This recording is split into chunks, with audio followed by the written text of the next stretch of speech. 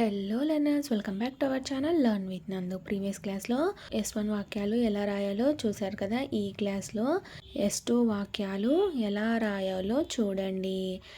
S2 వాక్యాలకు ఏ వర్బ్ని యూజ్ చేస్తారు? పాస్ట్ వర్బ్ని యూజ్ చేస్తారు. V2 వర్బ్ని యూజ్ చేస్తారు. ఈ V2 వర్బ్లోనే డిడ్ అనే హెల్పింగ్ వర్బ్ దాగి ఉంటుంది. ఫర్ ఎగ్జాంపుల్ లర్న్లోనే did plus present verb V1, did plus learnt అవుతుంది. లర్న్ట్కు V1 వర్బ్ ఏమవుతుంది? లెర్న్ అవుతుంది కదా. డిడ్ ప్లస్ లర్న్ట్ అవుతుంది. చూసారా, ఇక్కడ డిడ్ అనే హెల్పింగ్ వర్బ్ లర్న్ట్లో దాగి ఉంది. ఇంకొక ఎగ్జాంపుల్ 8లో కూడా డిడ్ అనే హెల్పింగ్ వర్బ్ దాగి ఉంది. డిడ్ ప్లస్ ప్రజెంట్ వర్బ్ 8కి ఏమవుతుంది? ఈట్ అవుతుంది. డిడ్ ప్లస్ ఈట్ అవుతుంది. చూసారా, ఈ డిడ్ అనే హెల్పింగ్ వర్బ్ 8లోనూ దాగి ఉంది. రోట్కి కూడా అంతే, సేమ్. డిడ్ ప్లస్ రోట్ అవుతుంది కదా. హ్యాడ్కి కూడా సేమ్. డిడ్ ప్లస్ హ్యాడ్ అవుతుంది. Did plus present verb equals to V2 verb అవుతుంది. ఈ డిడ్ అనే హెల్పింగ్ వర్బ్ మీరు ఏ సబ్జెక్ట్కైనా వాడచ్చు, అంటే ఏ పర్సన్స్కైనా మీరు వాడచ్చు. ఈ డిడ్ అనే హెల్పింగ్ వర్బ్ ఎందుకు యూజ్ చేస్తారు అంటే S2 వాక్యాలు రాయడానికి యూజ్ చేస్తారు కదా. S2 వాక్యాలు అంటే ఏమిటి? పాస్ట్లో జరిగిపోయిన విషయాలను తెలుపుతుంది. అంటే పాస్ట్లో జరిగి ఆ పని జరిగిపోయింది, వాక్యం అనేది స్టాప్ అయి ఉంటుంది. అలాంటి వాటిని S2 వాక్యాలు అంటారు కదా. సో ఇక్కడ డిడ్ అంటే ఏమిటి? ఆల్రెడీ పని జరిగిపోయింది అని అర్థం. సో ఈ డిడ్ అనే హెల్పింగ్ వర్బ్ను మీరు ఏ పర్సన్స్కైనా వాడచ్చు, ఏ సబ్జెక్ట్స్కైనా మీరు యూజ్ చేయవచ్చును. డిడ్ అంటే ఏమిటి? పాస్ట్ వర్బ్ అంటే ఏమిటి? అన్నీ అయిపోయిన పనులు గురించి తెలిపేవి ఈ S2 వాక్యాలు. అర్థమైందా లెర్నర్స్? ఈ డిడ్ అనే హెల్పింగ్ వర్బ్ ఏ సబ్జెక్ట్కైనా వాడచ్చు, అంటే ఫస్ట్ పర్సన్ సింగులర్కైనా, ఫస్ట్ పర్సన్ ప్లూరల్కైనా, సెకండ్ పర్సన్ సింగులర్కైనా, సెకండ్ పర్సన్ ప్లూరల్కైనా, అలాగే థర్డ్ పర్సన్ సింగులర్కైనా, అదేవిధంగా థర్డ్ పర్సన్ ప్లూరల్స్కైనా, ఏ సబ్జెక్ట్కైనా ఏ పర్సన్స్కైనా మీరు ఈ డిడ్ అనే హెల్పింగ్ వర్బ్ను యూజ్ చేయవచ్చును, V2 వర్బ్ను యూజ్ చేయవచ్చును. ఇప్పుడు S2 వాక్యాలకు సంబంధించి కొన్ని వాక్యాలు చూద్దాం. నేను రాశాను అనేది ఇది ఏ వాక్యం అవుతుంది అంటే S2 వాక్యం అవుతుంది. ఎలా S2 వాక్యం అవుతుంది అని అంటే, రాశాను అనేది రాసి ఉన్నాను అని అర్థం కదా. ఆల్రెడీ జరిగిపోయింది పని అనేది, అక్కడ కంప్లీట్ అయిపోయింది. వాక్యం అనేది ఇక్కడ స్టాప్ అయ్యింది. ఆల్రెడీ రాసేసాను కాబట్టి ఇది S2 వాక్యం అవుతుంది. నేను రాశాను అనే దాన్ని ఇంగ్లీష్లో ఐ రోట్ అంటారు. నేను ఇంగ్లీష్లో ఏమంటారు? ఐ అంటారు. సబ్జెక్ట్ అవుతుంది. ఇక్కడ నేను అనేది S2 కాబట్టి ఆల్రెడీ రాసేసాం కాబట్టి V2 వర్బ్ యూజ్ చేస్తారు. రాశాను అనే దాన్ని ఇంగ్లీష్లో ఏమంటారు? రోట్ అంటారు. ఈ రోట్లోనే డిడ్ అనే హెల్పింగ్ వర్బ్ దాగి ఉంది. డిడ్ ప్లస్ రైట్, రోట్కు ప్రజెంట్ వర్బ్ ఏమవుతుంది? రైట్. డిడ్ ప్లస్ రోట్ అవుతుంది. ఇంగ్లీష్ సెంటెన్స్ ఫార్ములా ఏమిటి? సబ్జెక్ట్ ప్లస్ హెల్పింగ్ వర్బ్ ఏమవుతుంది? ఇక్కడ డిడ్ ప్లస్ మెయిన్ వర్బ్ ఏమవుతుంది? రైట్ ప్లస్ ఆబ్జెక్ట్ లేదు, రాయట్లేదు. ఐ డిడ్ రైట్ అని అయినా అనవచ్చును, లేదా సింపుల్గా ఐ రోట్ అని అయినా అనవచ్చును. ఐ డిడ్ రైట్ అన్నా సేమ్ మీనింగే, ఐ రోట్ అన్నా సేమ్ మీనింగే. నేను రాశాను అని అర్థం వస్తుంది. మేము రాసాము, మేముని ఇంగ్లీష్లో ఏమంటారు? వి. రాసాము అనేదాన్ని ఇంగ్లీష్లో ఏమంటారు? రోట్. S2 వాక్యం కాబట్టి V2 వర్బ్ యూజ్ చేస్తారు. ఈ వాక్యం ఇంగ్లీష్లో రాస్తే వి రోట్ అవుతుంది. వి అనేది సబ్జెక్ట్ అవుతుంది. ఈ రోట్లోనే డిడ్ అనే హెల్పింగ్ వర్బ్ దాగి ఉంది. రోట్ను ఏ విధంగా రాస్తారు? డిడ్ ప్లస్ రైట్ కదా. డిడ్ అనేది హెల్పింగ్ వర్బ్ అవుతుంది, రైట్ అనేది V1 వర్బ్ అవుతుంది. డిడ్ ప్లస్ రైట్ కలిపి రాస్తే రోట్ అవుతుంది. ఈ రోట్ అనేది ఇక్కడ V2 వర్బ్ అవుతుంది. వీ డిడ్ రైట్ అని అయినా అనవచ్చును, లేదా వీ రోట్ అని అయినా అనవచ్చును. నీవు రాసావు అంటే నువ్వు రాసినావు అని అర్థం. నీవు రాసావు లేదా నీవు రాసినావు అనేదాన్ని ఇంగ్లీష్లో యూ రోట్ అంటారు. నీవు అనేది ఇక్కడ సెకండ్ పర్సన్ సింగులర్ కదా, సెకండ్ పర్సన్ సింగులర్కైనా సరే V2 వర్బ్ని యూస్ చేయవచ్చును. యు అనేది సెకండ్ పర్సన్ సింగులర్ అవుతుంది, రోట్ అనేది V2 వర్బ్ అవుతుంది. మీరు రాశారు, మీరు అనేది సెకండ్ పర్సన్ ప్లూరల్ అవుతుంది, రాశారు అనేది V2 వర్బ్ అవుతుంది. సెకండ్ పర్సన్ ప్లూరల్స్కైనా సరే V2 వర్బ్ను యూజ్ చేయవచ్చును. ఈ వాక్యం ఇంగ్లీష్లో రాస్తే యూ రోట్ అవుతుంది. ఈ రోట్లోనే డిడ్ అనే హెల్పింగ్ వర్బ్ దాగి ఉంది. You plus did plus right equals to you wrote అవుతుంది. అతడు రాశాడు, అతడు అనేది థర్డ్ పర్సన్ సింగులర్ అవుతుంది. రాశాడు అనే దాన్ని ఇంగ్లీష్లో రోట్ అంటారు. థర్డ్ పర్సన్ సింగులర్ వచ్చినా సరే V2 వర్బ్ని యూజ్ చేయవచ్చును. హీ రోట్ అని అవుతుంది ఇంగ్లీష్లో. హీ అనేది థర్డ్ పర్సన్ సింగులర్ అవుతుంది, సబ్జెక్ట్ అవుతుంది. రోట్లో డిడ్ అనే హెల్పింగ్ వర్బ్ దాగి ఉంటుంది. Did plus present verb V1 రోట్కి ఏమవుతుంది, రైట్ అవుతుంది. డిడ్ ప్లస్ రైట్ రోట్ అవుతుంది. ఆమె రాసింది, ఆమెను ఇంగ్లీష్లో ఏమంటారు, షీ. షీ అనేది ఆమె అనేది ఇక్కడ థర్డ్ పర్సన్ సింగులర్ కాబట్టి V2 వర్బ్ రాసాము. రాసింది అనేది ఇంగ్లీష్లో ఏమంటారు, రోట్ అంటారు. ఇది S2 వాక్యం కాబట్టి V2 వర్బ్ని యూజ్ చేయాలి. షీ రోట్ అవుతుంది. అది రాసింది, అది ఇంగ్లీష్లో ఏమంటారు, ఇట్. రాసింది అనేదాన్ని ఇంగ్లీష్లో ఏమంటారు, రోట్. ఇది S2 వాక్యం అవుతుంది. ఈ వాక్యాన్ని ఇంగ్లీష్లో రాస్తే ఇట్ రోట్ అవుతుంది. ఇట్ అనేది థర్డ్ పర్సన్ సింగులర్ అవుతుంది, రోట్ అనేది V2 వర్బ్ అవుతుంది. వారు రాశారు, వారుని ఇంగ్లీష్లో ఏమంటారు, దే. రాశారు అనే దాన్ని ఇంగ్లీష్లో ఏమంటారు, రోట్. ఈ వాక్యం S2 వాక్యం అవుతుంది. సో V2 వర్బ్ యూజ్ చేసాము. దే అనేది థర్డ్ పర్సన్ ప్లూరల్ అవుతుంది, రోట్ అనేది V2 వర్బ్ అవుతుంది. ఈ రోట్లో డిడ్ అనే హెల్పింగ్ వర్బ్ దాగి ఉంటుంది. డిడ్ ప్లస్ రైట్ రోట్ అవుతుంది. రోజా రాసింది, రోజా అనేది నేమ్ కదా, అందులోనూ సింగిల్గా ఉంది, సింగులర్లో ఉంది. సో థర్డ్ పర్సన్ సింగులర్ అవుతుంది. ఇది S2 వాక్యం అవుతుంది. సో రోజా రోట్ అవుతుంది. రోట్ అనేది V2 వర్బ్ అవుతుంది. యష్ మరియు ప్రభాస్ రాశారు. యష్ మరియు ప్రభాస్ని ఇంగ్లీష్లో ఏమంటారు, యష్ అండ్ ప్రభాస్. రాశారు అనే దాన్ని ఇంగ్లీష్లో ఏమంటారు, రోట్. యష్ అండ్ ప్రభాస్ అనేది ఇక్కడ థర్డ్ పర్సన్ ప్లూరల్ అవుతుంది. సో థర్డ్ పర్సన్ ప్లూరల్స్కైనా సరే V2 వర్బ్ని యూజ్ చేస్తారు. సో రోట్ అనే వర్బ్ వచ్చింది. S2 వాక్యాలకు ఈ V2 వర్బ్ని యూజ్ చేస్తారు. V2 అంటే ఏమిటి, పాస్ట్ వర్బ్. అంటే S2 వాక్యాలు అంటే ఏమిటి, పాస్ట్లో జరిగిన పనిని గురించి తెలుపుతుంది ఈ S2 వాక్యాలు. సో అలాంటప్పుడు ఈ V2 వర్బ్స్ని యూజ్ చేస్తారు. పాస్ట్ వాక్యాలు రాసేటప్పుడు పాస్ట్ వర్బ్స్ని యూజ్ చేయాలి. ఈ V2లో డిడ్ అనే హెల్పింగ్ వర్బ్ దాగి ఉంటుంది. ఈ డిడ్ అనే హెల్పింగ్ వర్బ్స్, ఈ హెల్పింగ్ వర్బ్స్ అన్ని క్వశ్చనింగ్ చేయడానికి అవసరం అవుతాయి. నేను స్కూలుకు వెళ్ళాను, నేను ఇంగ్లీష్లో ఏమంటారు, ఐ. స్కూలుకు అనేదాన్ని ఇంగ్లీష్లో ఏమంటారు, టు ద స్కూల్. వెళ్ళాను అనేదాన్ని ఇంగ్లీష్లో ఏమంటారు, వెంట్. నేను స్కూలుకు వెళ్ళాను అనేదాన్ని ఇంగ్లీష్లో I went to the school అవుతుంది. ఐ అనేది సబ్జెక్ట్ అవుతుంది. వెంట్లోనే డిడ్ అనే హెల్పింగ్ వర్బ్ దాగి ఉంటుంది కదా. డిడ్ ప్లస్ గో వెంట్ అవుతుంది.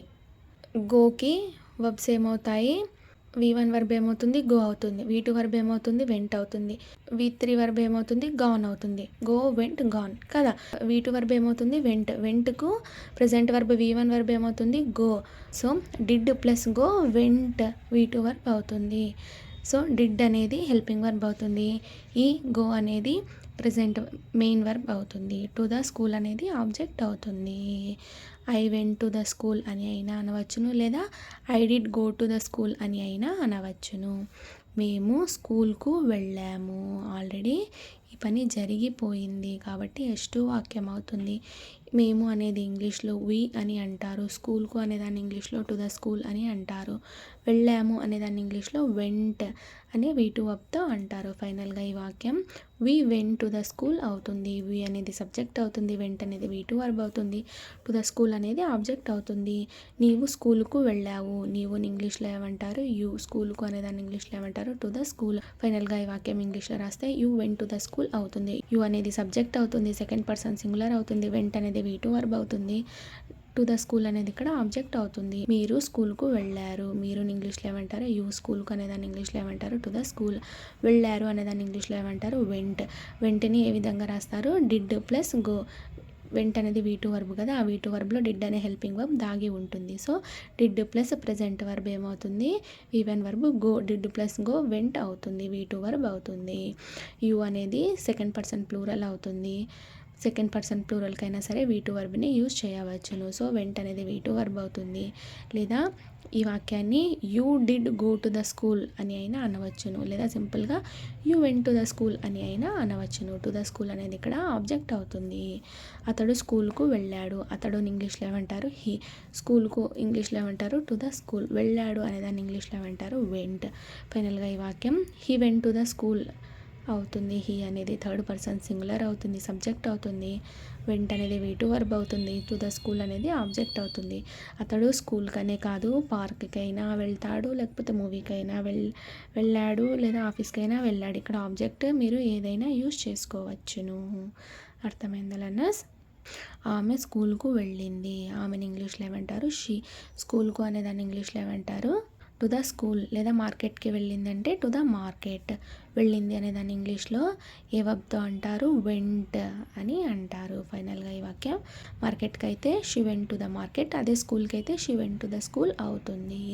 షీ అనేది థర్డ్ పర్సన్ సింగులర్ అవుతుంది. వెంట్ అనేది V2 వర్బ్ అవుతుంది. టు ద మార్కెట్ లేదా టు ద స్కూల్ అనేది ఇక్కడ ఆబ్జెక్ట్ అవుతుంది.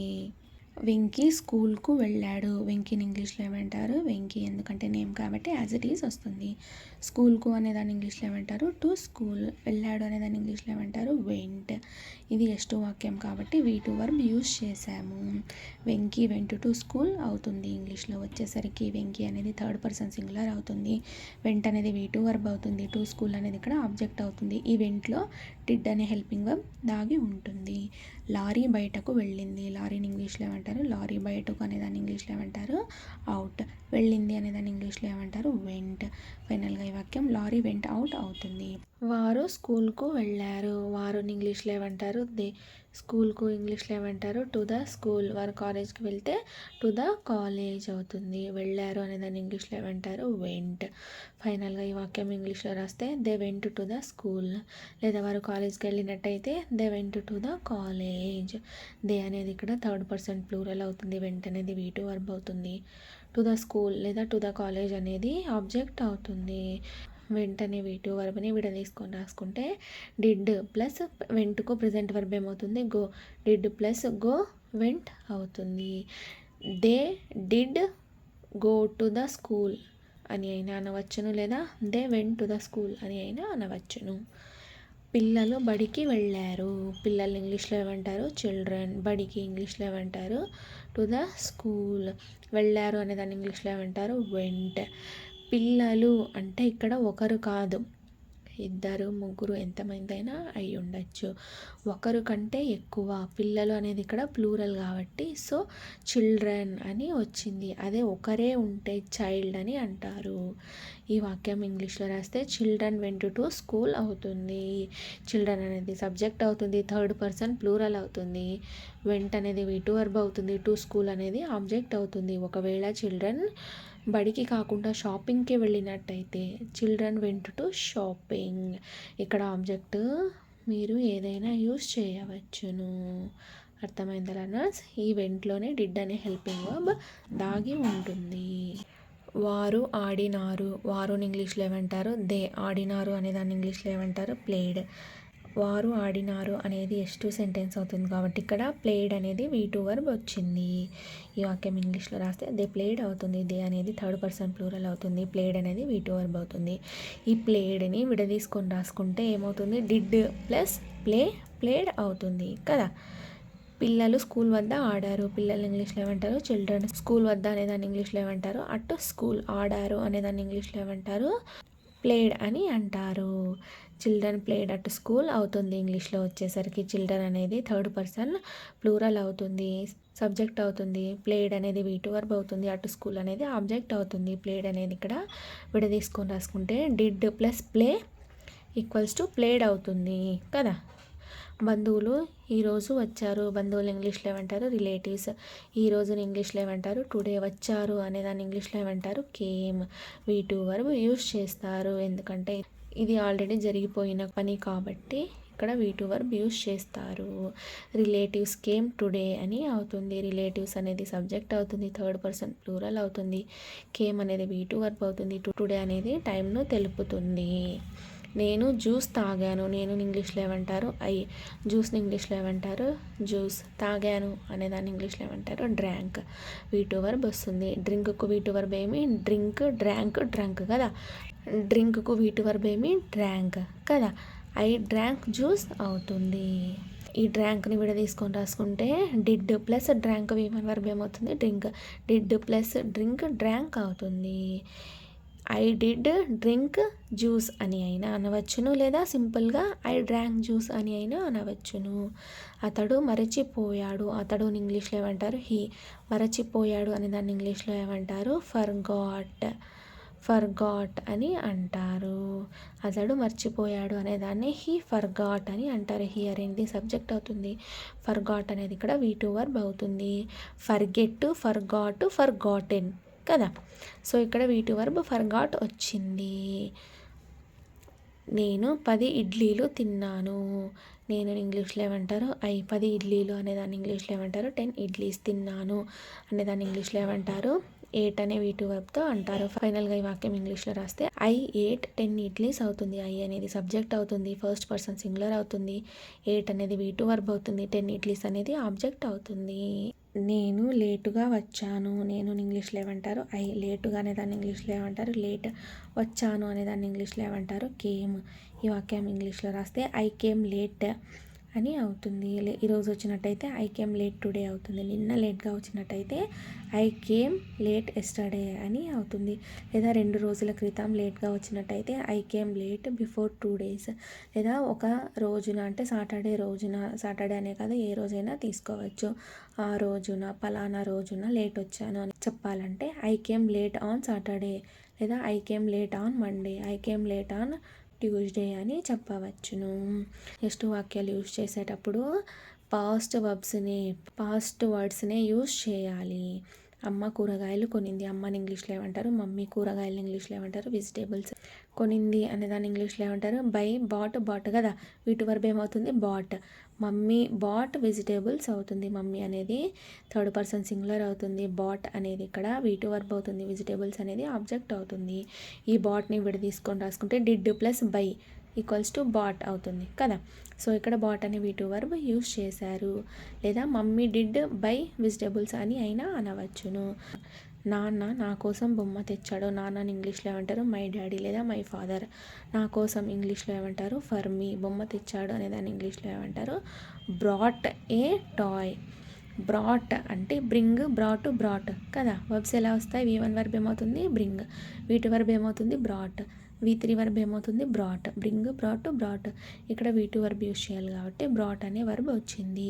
My daddy brought a toy for me అని వచ్చింది. మై డాడీ అనేది సబ్జెక్ట్ అవుతుంది. బ్రాట్ అనేది ఇక్కడ V2 వర్బ్ అవుతుంది. ఏ టాయ్ ఫర్ మీ అనేది ఆబ్జెక్ట్ అవుతుంది. అక్కలు నన్ను పిలిచారు, అక్కల్ని ఇంగ్లీష్లో ఏమంటారు సిస్టర్స్. నన్ను అనేదాన్ని ఇంగ్లీష్లో ఏమంటారు మీ. పిలిచారు అనేదాన్ని ఇంగ్లీష్లో ఏమంటారు కాల్డ్. కాల్కు వర్బ్స్ ఏమవుతాయి V1 వర్బ్ ఏమవుతుంది కాల్, V2 వర్బ్ ఏమవుతుంది కాల్డ్, V3 వర్బ్ ఏమవుతుంది కాల్డ్. సో ఇక్కడ V2 వర్బ్ యూస్ చేయాలి కాబట్టి సిస్టర్స్ కాల్డ్ మీ అని అవుతుంది. సిస్టర్స్ అనేది థర్డ్ పర్సన్ ప్లూరల్స్ అవుతుంది. కాల్డ్ అనేది V2 వర్బ్ అవుతుంది. మీ అనేది ఆబ్జెక్ట్ అవుతుంది. బస్సు స్టాండ్ వద్ద ఆగింది, బస్సుని ఇంగ్లీష్లో ఏమంటారు బస్. స్టాండ్ వద్ద అనే దాన్ని ఇంగ్లీష్లో ఏమంటారు అట్ ద స్టాండ్. ఆగింది అనే దాన్ని ఇంగ్లీష్లో ఏమంటారు స్టాప్డ్. స్టాప్డ్. స్టాప్కు V2 వర్బ్ ఏమవుతుంది స్టాప్డ్ అవుతుంది. సో ఇక్కడ V2 వర్బ్ యూస్ చేశారు. Bus stopped at the stand అవుతుంది. స్టాప్ని తీసుకొని రాసుకుంటే డిడ్ ప్లస్ స్టాప్డ్ అవుతుంది. నీవు ఆ షోని చూసినావు అంటే ఆల్రెడీ చూసావు అని అర్థం. నీవు ఇంగ్లీష్లో ఏమంటారు యూ అంటారు. ఆ షోని అనే దాన్ని ఇంగ్లీష్లో ఏమంటారు దట్ షో. చూసినావు లేదా చూసావు అనే దాన్ని ఇంగ్లీష్లో ఏమంటారు వాచ్డ్. ఫైనల్గా ఈ వాక్యం ఇంగ్లీష్లో రాస్తే యూ వాచ్డ్ దట్ షో అని అవుతుంది. యూ అనేది సబ్జెక్ట్ అవుతుంది. సెకండ్ పర్సన్ సింగులర్ అవుతుంది. వాచ్డ్ అనేది V2 వర్బ్ అవుతుంది. దట్ షో అనేది ఇక్కడ ఆబ్జెక్ట్ అవుతుంది. నీవు నన్ను చూసావు, నీవు నన్ను ఆ షాపింగ్ మాల్లో చూసావు, లేదా షాప్ వద్ద చూసావు, బేకరీ వద్ద చూసావు, రెస్టారెంట్ వద్ద చూసావు అని ఎక్కడో ఒకడో చూసింటారు కదా, ఆ సందర్భంలో చెప్పడానికి ఈ సెంటెన్స్ యూజ్ అవుతుంది. నీవు నన్ను చూసావు, నీవు ఇంగ్లీష్లో ఏమంటారు యూ, నన్ను అనేదాన్ని ఇంగ్లీష్లో ఏమంటారు మీ, చూసావు అనేదాన్ని ఇంగ్లీష్లో ఏమంటారు సా. ఫైనల్గా ఈ వాక్యం ఇంగ్లీష్లో రాస్తే యూ సా మీ అవుతుంది. యూ అనేది సెకండ్ పర్సన్ సింగులర్ అవుతుంది, సా అనేది V2 వర్బ్ అవుతుంది, మీ అనేది ఆబ్జెక్ట్ అవుతుంది. ఇక్కడ సీకు V2 వర్బ్ ఏమవుతుంది సా అవుతుంది. సీ సా సీన్ కదా. ఈ సాని విడదీసుకొని రాసుకుంటే డిడ్ ప్లస్ సి సా అవుతుంది. అర్థమైందా లర్నర్స్? ఈ డిడ్ అనే హెల్పింగ్ వర్బ్ V2 వర్బ్లో దాగి ఉంటుంది. V2 వర్బ్ ఏ సబ్జెక్ట్కు యూస్ చేస్తారు అని అంటే ఏ సబ్జెక్ట్కైనా ఏ పర్సన్స్కైనా యూస్ చేయవచ్చును. ఓన్లీ S2 వాక్యాలు రాయడానికి మాత్రమే V2 వర్బ్ని యూస్ చేస్తారు. S2 వాక్యాలు అంటే ఏమిటి? పాస్ట్లో జరిగిపోయిన పని గురించి తెలిపేది S2 వాక్యాలు. S2 వాక్యాలు వచ్చినప్పుడు ఈ V2 వర్బ్స్ని యూస్ చేయాలి. V2లో డిడ్ అనే హెల్పింగ్ వర్బ్ దాగి ఉంటుంది. అర్థమైందా learners? Thank you so much for watching this video. Please do subscribe to learn with Nandu channel for more videos. Thank you.